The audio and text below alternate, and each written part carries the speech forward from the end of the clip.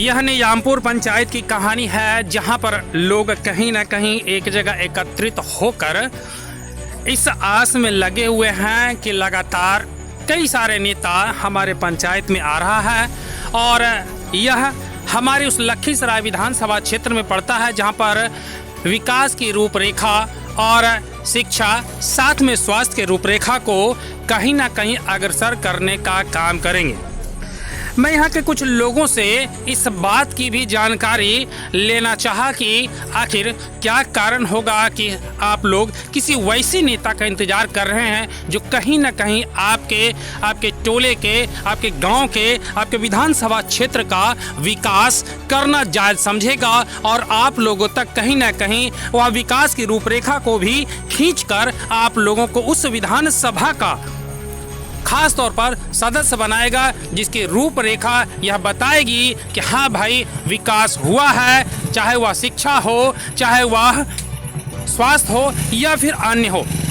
यहाँ कई सारे लोग ऐसे भी हैं जिन्होंने कहा कि मैं यह तो बताने का काम नहीं करूँगा कि मैं किसे चुनूँगा, लेकिन कुछ लोगों ने प्रत्यक्ष तौर पर यह कहा कि भाई अगर हमारा कोई नेता हो तो वह हो जो चौमुखी विकास करना जाने और कहीं ना कहीं हम लोग के बीच आकर हमें विकास की रूपरेखा को भी बताकर खींचने का काम करे। और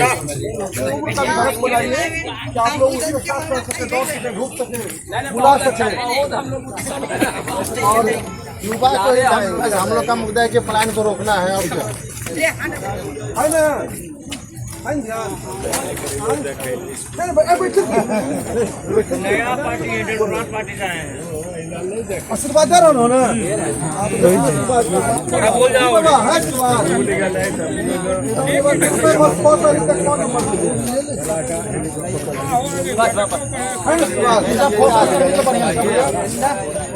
युवाओं को सपोर्ट करिए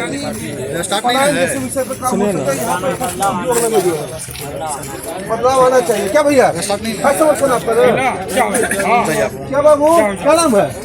भैया इसी बोलिए भैया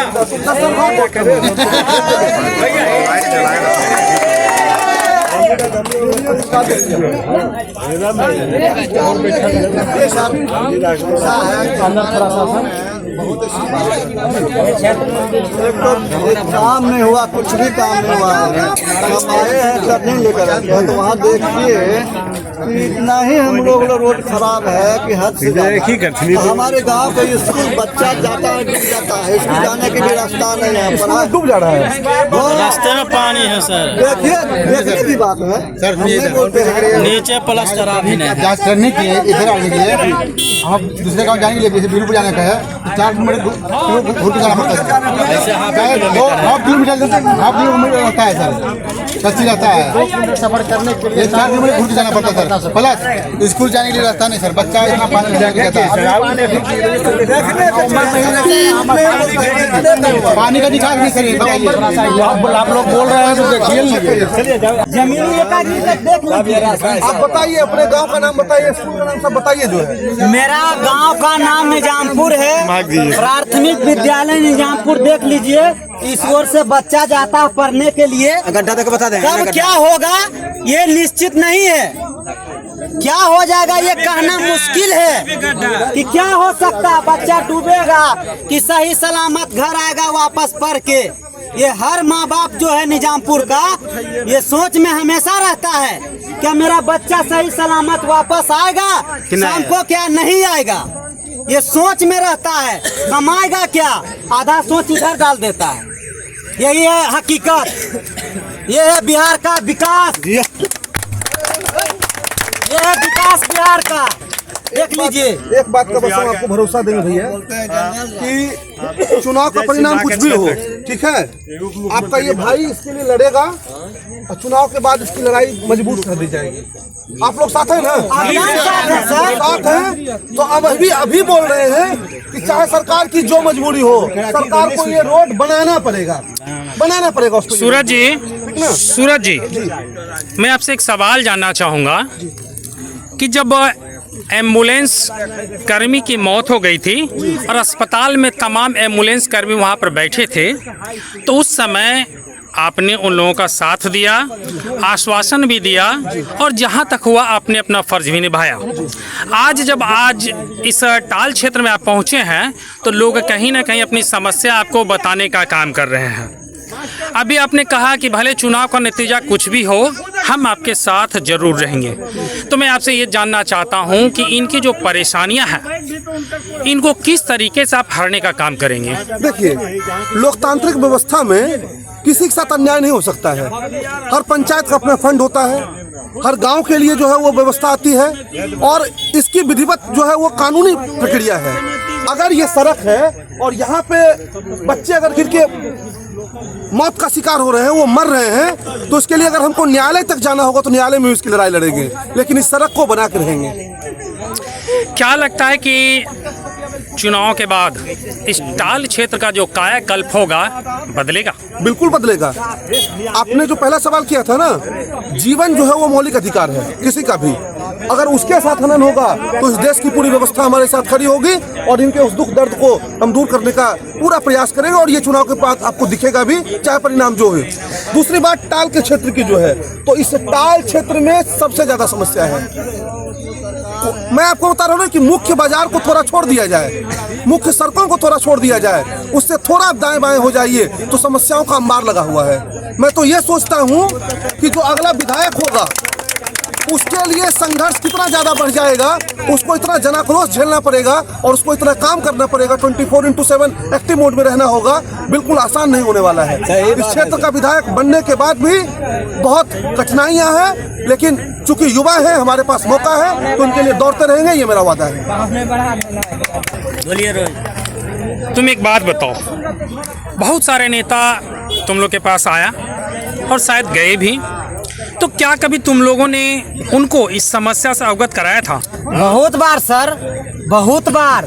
ये समस्या का जो है हमारे अभी डिप्टी सीएम जो हैं बहुत बार आके देख चुके हैं। विजय कुमार सिन्हा जी हमारे जो विधायक हैं वर्तमान में, वो कई बार इस समस्या को देख चुके हैं। सिर्फ बोलते हैं बस गुंडा राज खत्म हो रहा है। कहाँ गुंडा राज खत्म हो रहा है? जिंदाहारे आदमी मारा जा रहा है, जहाँ मर्जी जिसको मार रहा है, गोली पिस्तौल निकल रहा है। कहाँ गुंडा राज खत्म हुआ है? खाली गुंडा राज खत्म हो रहा है, गुंडा राज खत्म हो रहा है। गुंडा राज तो अभी सबसे बड़ा गुंडा राज है। राज में यार गुंडागिरी गुंडा राज खत्म हो रहा है। इस वीडियो के बाद जो है उनके आदमी आएंगे आपसे मिलने, डरेंगे नहीं ना? हम काहे के लिए डरेंगे? हम किसी का खाते हैं क्या जो हम डरेंगे? हम कमाते हैं तब खाते हैं, बगैर कमाइले हमको खा देता कोई क्या नाम लिखते हैं अपना? हमारा रोहित महतो नाम है सर। और ये कौन सा गांव है? निजामपुर गांव है। कौन से विधानसभा क्षेत्र में है? ये लखीसराय विधानसभा क्षेत्र है।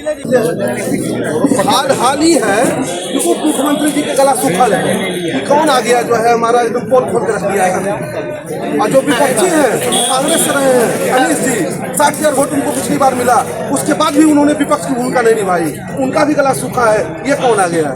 ये लोग खोज रहे थे कि कोई ऐसा प्रत्याशी आए जो शिक्षित ना हो, जिनके पास कोई विचार ना हो, जिनके पास कोई विजन ना हो, लेकिन इन लोगों के विपरीत जो है वो आपका प्रत्याशी मैदान में आ चुका है। अब इन लोगों की हालत खराब है।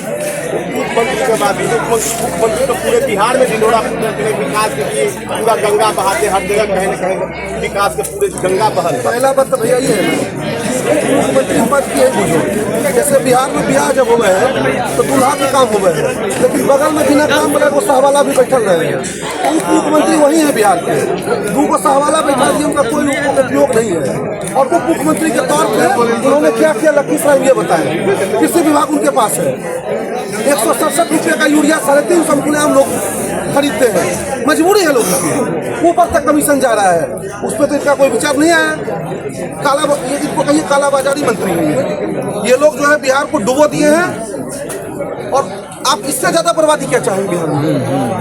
न शिक्षा है, न स्वास्थ्य है, रोजगार का तो बात ही इनसे मत करिए। रोजगार केवल इन्हीं लोग प्रधानमंत्री को देता है, बाकी कहीं को रोजगार होता है।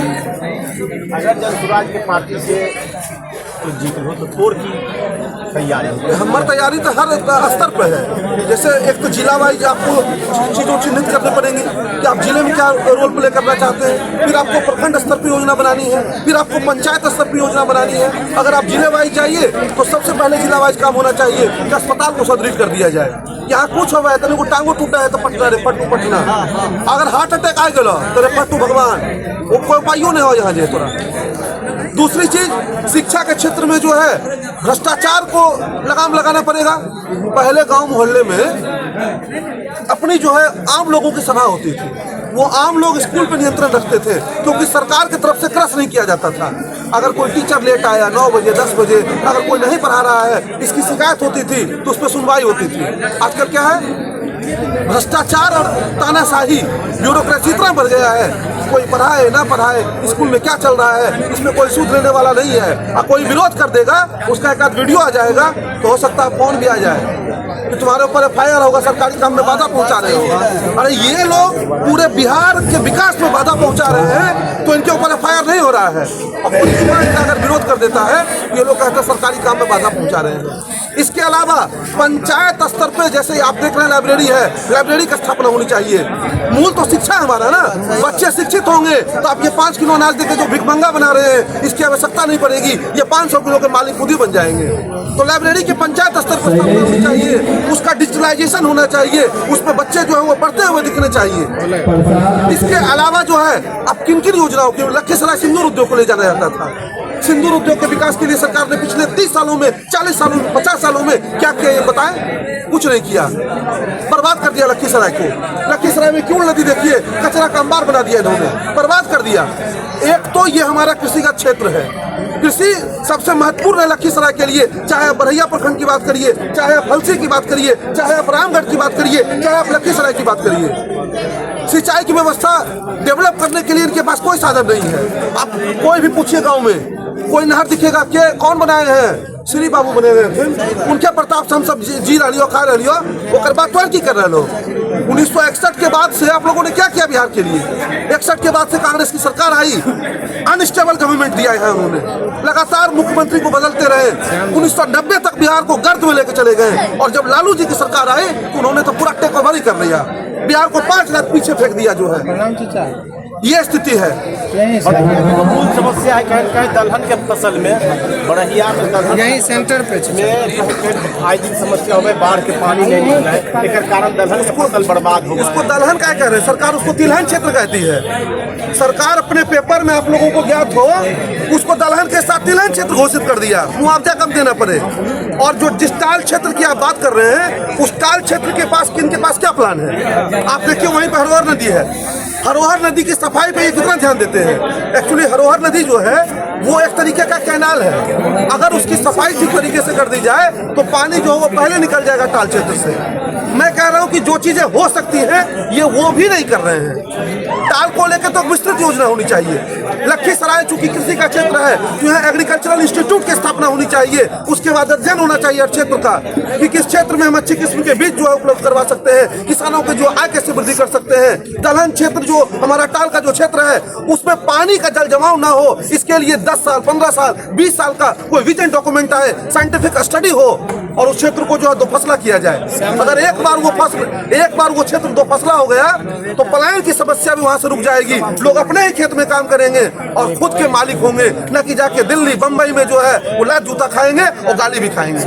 प्रतापपुर पुस्तकालय में प्रतापपुर पुस्तकालय के युवा की संदेश, युवा के लिए यहाँ के युवाओं को संदेश देने की आवश्यकता नहीं है, ये लोग हमको संदेश दे दिए पहले ही। मैं कुछ वीडियो के माध्यम से ही देख लिया कि देखिए सत्ता के अगेंस्ट जाने का हिम्मत हर कोई नहीं कर सकता है। प्रतापपुर के युवाओं ने यह दिखाया है कि सत्ता पे बैठे लोग चाहे वो कितना भी प्रभावशाली क्यों न हो, ये उनके प्रभाव को देखकर नहीं डरने वाले हैं। इस बार ये अपने अभाव को देख रहे हैं कि मुझे किन चीजों का अभाव है और उस पर ये साफ प्रश्न पूछ रहे हैं। मोदी जी घर आते हैं तो कहते हैं अगले 5 साल के लिए और 5 किलो राशन मिलेगा, ट्रेन चलेगा, ट्रेन चलेगा। ये कौन सा विजन पूरा? ना गुजरात के लिए 2035 का विजन और बिहार के लिए 5 किलो राशन का विजन। बिहार के लिए वर्तमान के भी राशन क्या हम भीख मांगे हैं? भीख मांग के खाते हैं? 4 किलो मिलता है। हाँ? मैं आपको सिंपली बताता हूँ, सूरज जी, एक इंटरव्यू और करना है, थोड़ा लेट होगा, एक इंटरव्यू और। एक लाइन में मैं बोलूंगा कि आप यहाँ पे देखिए कि इतनी बड़ी युवा की शक्ति है, इनको स्किल देने के लिए या इनको स्किल्ड बनाने के लिए कुछ नहीं योजना है सरकार, कुछ नहीं है। अगर एक बार इनको स्किल्ड कर दिया जाए तो ये नेशनल इंटरनेशनल सारे मार्केट से जुड़ जाएंगे, घर बैठे भी अपनी कमाई कर सकते हैं। लेकिन 1 GB डेटा दे रहे हैं, कायल दे रहे हैं तो रील देखने के लिए दे रहे हैं। 1 GB डेटा का रील देख रहे हैं। 1 GB डेटा की आवश्यकता है या इनको स्किल की आवश्यकता है, ये पहले जो हम देश के प्रधानमंत्री जी को बताना चाहिए। और ये लोग जो है वो पूरा गठबंधन नहीं, लठबंधन की राजनीति कर रहे हैं। सब लोग एक लठैत, सब जो एकत्रित हो गए हैं और इनको लगता है कि सत्ता इनकी आने वाली है।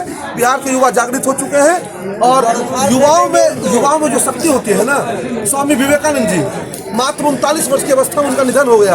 आज तक किसी ने स्वामी जी की पूरी तस्वीर नहीं देखी होगी, लेकिन स्वामी जी युवाओं के सबसे बड़े प्रेरता है। तो कितना उम्र है यह मायने नहीं रखता है, उस उम्र में कितनी शक्ति के साथ जीवन को व्यतीत किया गया, उस उम्र में कितनी सादगी के साथ जीवन को व्यतीत किया गया, उस उम्र में आप लोगों के सम्मान की रक्षा करते हुए अपने जीवन को कैसे व्यतीत किए हैं, ये महत्व। माइंड अप कीजिए ना।